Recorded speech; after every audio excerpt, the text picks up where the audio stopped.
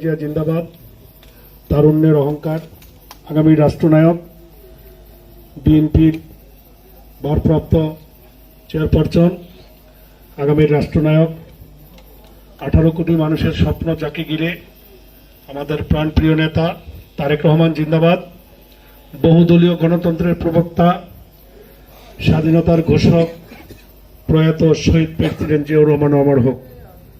সংগ্রামী সাথী ও বন্ধুগণ, আজ বাংলাদেশ জাতীয়তাবাদী যুবদল সখীপুর থানা ডিএমখালী ইউনিয়ন 7 নং ওয়ার্ড কর্তৃক আয়োজিত আজকের কর্মী এবং কমিটি গঠন উপলক্ষে আজকের আলোচনা সভায় উপস্থিত এবং মঞ্চ উপবিষ্ট আছেন আমার স্নেহের অত্যন্ত আদরের কাছের ছোট ভাই,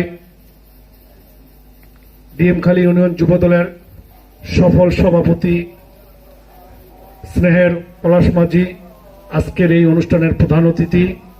মঞ্চ উপবিষ্ট আছেন আজকের এই অনুষ্ঠানের প্রধান বক্তা স্নেহের ছোট ভাই, সফল সাধারণ সম্পাদক ডিএমখালী ইউনিয়ন যুবদল মাসুম সর্দার। মঞ্চ উপবিষ্ট আছেন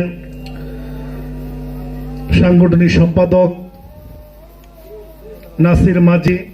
মঞ্চ উপবিষ্ট আছেন আবু তাহের ব্যাপারী, স্নেহের ছোট ভাই, সিনিয়র সহসভাপতি ডিএমখালী ইউনিয়ন যুবদল।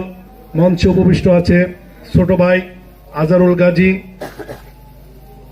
যুগ্ম সাধারণ সম্পাদক ডিএমখালী ইউনিয়ন যুবদল। মঞ্চে উপবিষ্ট আছে ছোট ভাই স্নেহের ডিএমখালী ইউনিয়ন যুবদলের সদস্য সোহেল দেওয়ান। মঞ্চে উপবিষ্ট আছেন স্নেহের ছোট ভাই রানা মল্লিক, সহ সাধারণ সম্পাদক ডিএমখালী ইউনিয়ন যুবদল। মঞ্চে উপবিষ্ট আছেন স্নেহের ভাতিজা হাওলাদার পরিবারের সন্তান শাকিল হাওলাদার। মঞ্চে উপবিষ্ট আছেন ছাত্রদল নেতা সাহেব। মঞ্চে উপবিষ্ট আছেন নির্যাতিত, কারা নির্যাতিত, সেই 5ই আগস্টের আগে বন্দুকের নলের মুখে যিনি প্রতিবাদ করেছেন, যিনি ঢাকা শহীদ সৈয়দী উদ্যান থেকে অ্যারেস্ট হয়েছিলেন, এই দলের জন্য ছোট ভাই সাবেক সভাপতি ডিএমখালী স্বেচ্ছাসেবক দল নেতা, সাবেক আহ্বায়ক ডিএমখালী ইউনিয়ন সাইফুল শিকদার। মঞ্চে উপবিষ্ট আছেন স্নেহের এবং আমার সহপাঠী আহমদুল্লাহ সরকার, আজকের এই অনুষ্ঠানের সভাপতি। মঞ্চে উপবিষ্ট আছেন 7 নং ওয়ার্ড কর্তৃক যুবদলের বিভিন্ন পর্যায়ের সদস্য নেতৃবৃন্দ এবং যুবদল, ছাত্রদল এবং মূল দলের অসংখ্য নেতৃবৃন্দ। আসসালামু আলাইকুম। সংগ্রামী নেতৃবৃন্দ, আসলে রাজনীতি করি সবসময় একটু সুযোগ হলেই বিভিন্ন সময় বিভিন্ন মঞ্চে বিভিন্ন কথা বলি, স্থান কাল পাত্র ভেদে। যেখানে প্রতিবাদ সমাবেশ সেখানে প্রতিবাদী কথা, যেখানে কমিটি উপলক্ষে কমিটি গঠন করার কথা, যেখানে রাজপথে স্লোগান দেওয়ার কথা সেখানে রাজপথে স্লোগান দেই। আজকে কোনো রাজনৈতিক বক্তব্য নয়, আজকে শুধু বক্তব্য এটাই, ডিএমখালীর সভাপতি সাধারণ সম্পাদক এই 7 নং ওয়ার্ডে এসেছে সরকার পরিবারের পক্ষ থেকে, ডিএমখালী যুবদলের পক্ষ থেকে, অত্র এলাকার বিএনপি অঙ্গ সংগঠনের পক্ষ থেকে আমি প্রথমেই জানাই আন্তরিক মোবারকবাদ, ধন্যবাদ। আজকের এই অনুষ্ঠানে যারাই আমাদের আমন্ত্রিত অতিথি, আজকে যারা অনেক কষ্ট করে এই সরকার পরিবারের পা রেখেছেন এবং কমিটি গঠন উপলক্ষে মূল্যবান সময় নষ্ট করে আজকে চর হোগলা এই আবুল খায়ের নদু সরকারের বাড়িতে এসেছেন, সবাইকে আমার পরিবারের পক্ষ থেকে আন্তরিক অভিনন্দন, মোবারকবাদ। সংগ্রামী নেতৃবৃন্দ, আমি পিঙ্কু সরকার।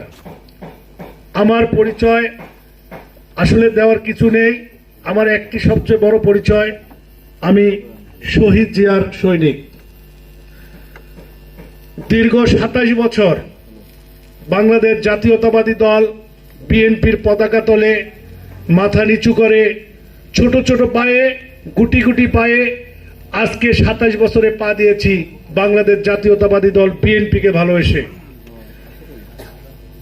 ডাবল মাস্টার ডিগ্রি পাশ করে এলএলবি ডিগ্রি অর্জন করেও কোথাও কোনো প্রতিষ্ঠানে আমি সুনির্দিষ্টভাবে চাকরি করিনি। এর জন্য আমার পরিবারের পক্ষ থেকে, বিভিন্ন আত্মীয় স্বজন, দলীয় পক্ষ থেকে অনেক অবহেলা, লাঞ্ছনা, গঞ্জনা কথা শুনতে হয়েছে। এত উচ্চ শিক্ষিত হয়ে কেন লেখাপড়া করলাম না? শুধু একটাই কারণ, এই বিএনপি করে 27টি বছর, আমার 44 বছরে আমি পা দিয়েছি। 27 বছর যদি আমি এই রাষ্ট্রীয় ক্ষমতার বাহিরে, 17টি বছর যদি আমি রাষ্ট্রীয় ক্ষমতার বাইরে থেকে রাজনীতি করতে পারি, দলকে সুসংগঠিত করার জন্য, দেশনেত্রী বেগম খালেদা জিয়ার হাতকে শক্তিশালী করার জন্য, শফিকুর রহমান কিরণের হাতকে শক্তিশালী করার জন্য, শফিকুর রহমান কিরণকে এমপি বানানোর লক্ষ্যে রাজপথে ছিলাম, আছি, থাকব। ইনশাল্লাহ আগামীতে নড়িয়া সখীপুরের গণমানুষের নেতা, আমাদের প্রিয় নেতা, সকলের প্রিয় নেতা আলহাজ শফিকুর রহমান কিরণকে আমরা এমপি বানিয়ে ওই মহান সংসদে আগামী 13দশ জাতীয় সংসদ নির্বাচনে আমরা ডিএম কালীর পক্ষ থেকে এই প্রতিশ্রুতি দিলাম। ডিএম কালী 5টি কেন্দ্র, আমরা 5টি কেন্দ্র থেকে শফিকুর রহমান কিরণকে দানের শীষে ভোট দিয়ে, বিপুল পরিমাণ ভোট দিয়ে জয়যুক্ত করে ওই মহান সংসদে আমরা পাঠিয়ে আমরা ক্ষান্ত হব ইনশাল্লাহ।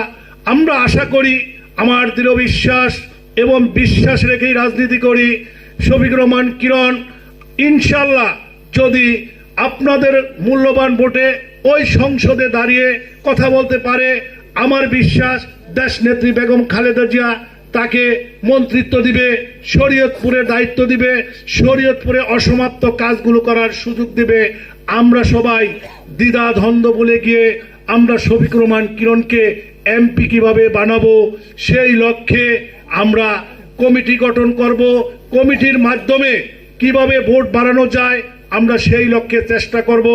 ব্যক্তিগতভাবে আমাকে কেউ অপছন্দ করেন তাতে আমার কোনো সমস্যা নেই। আমাকে অপছন্দ করলেও শফিকুর রহমান কিরণকে, শফিকুর রহমান কিরণের প্রশ্নে, বিএনপির প্রশ্নে শফিকুর রহমান কিরণের সাথে কেউ গাদ্দারি করবেন না। যেহেতু শফিকুর রহমান কিরণ যদি এমপি না হয়, পার্লামেন্টে না যায়, দেশনেত্রী বেগম খালেদা জিয়া যদি রাষ্ট্রীয় ক্ষমতায় না আসে, প্রধানমন্ত্রী না হয়, আমি সরকার বাড়ির, পলাশ মাঝি বাড়ি, মাসুম সর্দার বাড়ি নির্যাতনের কিন্তু শেষ থাকবে না। যদি দেশনেত্রী বেগম খালেদা জিয়া প্রধানমন্ত্রী হয়, মন্ত্রী হয়, পলাশ মাঝি, মাসুম সর্দার, এখানে ছাত্রদল, যুবদল, স্বেচ্ছাসেবক দলের যে সমস্ত নেতারা উপস্থিত হয়েছেন সকলেই এক একজনের শহীদ জিয়ার নেম প্লেট লাগিয়ে বুক ফুলিয়ে রাষ্ট্রের মাঝে চলতে পারবেন। এটাই হচ্ছে সবচেয়ে বড় তৃপ্তি। একটা মানুষের সাথে একটা মানুষের সম্পর্ক অবনতি থাকতে পারে, রাজনৈতিক সম্পর্ক খারাপ থাকতে পারে, সামাজিক সম্পর্ক খারাপ থাকতে পারে, ব্যক্তিগত সম্পর্ক খারাপ থাকতে, এই কারণে আপনারা কেউ দানের শীষের স্টিকার ব্যবহার করে কেউ আওয়ামী লীগের দালালি করবেন, আওয়ামী লীগের চামচামি করবেন, সেই সুযোগ যুবদলের পক্ষ থেকে কাউকে দেওয়া হবে না। আমার স্পষ্ট নির্দেশনা, এই নির্দেশনা আমার নয়, এই নির্দেশনা শফিকুর রহমান কিরণের, এই নির্দেশনা দেশনেত্রী বেগম খালেদা জিয়ার, এই নির্দেশনা দেশনায়ক তারেক রহমানের। সেই নির্দেশনা শুনে রাখুন। আপনারা সবাই ফেসবুক ইউজ করেন, সামাজিক যোগাযোগ মাধ্যমে দেখেন, দেশনায়ক তারেক রহমানের স্পষ্ট নির্দেশনা 5 তারিখের পূর্বে যারা আওয়ামী লীগ করেছেন, আওয়ামী লীগের সাথে একটি প্রটেস্ট্যান্ট রয়েছে, তাদেরকে নজরদারিতে রাখবেন। কমিটিতে তো দূরের কথা, পোস্ট তো দূরের কথা, আওয়ামী লীগে থেকে এখন পর্যন্ত 9 মাস হয়েছে এই অন্তর্বর্তীকালীন সরকারের ডক্টর ইউনূসের এই যে রাজনৈতিক লেভেল প্লেইং হয়েছে, এই রাজনৈতিক লেভেল প্লেইং এ 9 মাসে এই পর্যন্ত সেই নির্দেশনা আসেনি যে আওয়ামী লীগ করেছে বিএনপিতে কেউ যোগদান করবেন। বিএনপিতে যোগদান করার সুযোগ এখনো নির্দেশ আসেনি। কেউ আওয়ামী লীগ করেছেন, আগে নিজের আমলনামা দেখেন, পদ পাবেন এই চিন্তা পরে করেন। আওয়ামী লীগ করেছেন, বিএনপি আপনাকে রিসিভ করে কিনা, বিএনপি আপনাকে গ্রহণ করে কিনা, এরপরে আপনি সূরা তারাবি পরে তারপরে বিএনপিতে পদ দাবি করবেন। আমার স্পষ্ট নির্দেশনা, যেহেতু